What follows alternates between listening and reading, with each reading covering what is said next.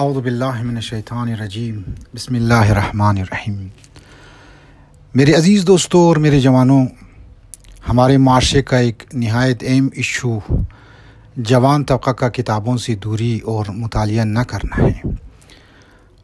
میرے عزیز دوستوں، ہمارے جوان سوشل میڈیا کے استعمال میں اتنا غرق ہو چکے ہیں کہ اب وہ کسی کتاب کو 1 گھنٹہ پڑھنے کی زحمت تو کجا، شاید کتابوں سے نفرت بھی کرتے ہوں۔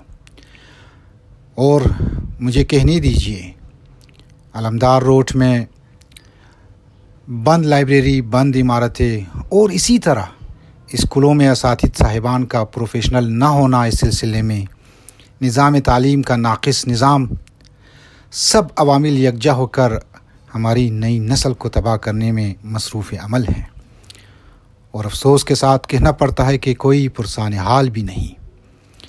میرے عزیز دوستوں اور میرے جوانوں، یہ بات ذہن نشین کرنی چاہیے کہ کتابوں سے دوری یعنی جوانوں کو جمود فکری کی طرف دعوت دینا، کتابوں سے دوری یا کتابوں سے اجنبی ہونا یعنی فکروں کو منجمد کرنے کے مترادف ہوتے۔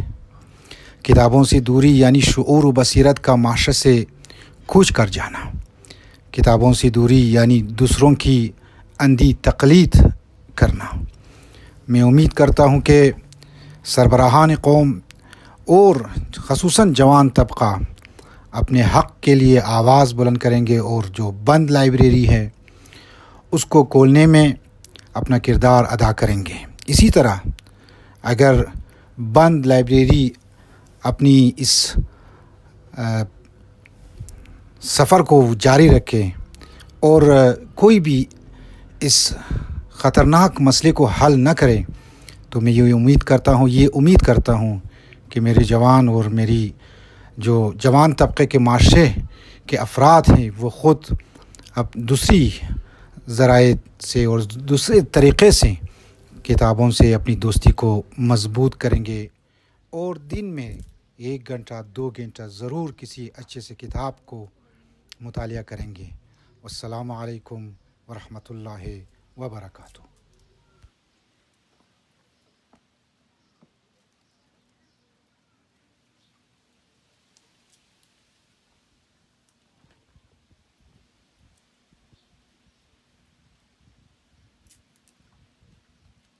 Am chestia بسیار خوب مورا ارده ده پیکنیک ارده و کلاسی سموشه باز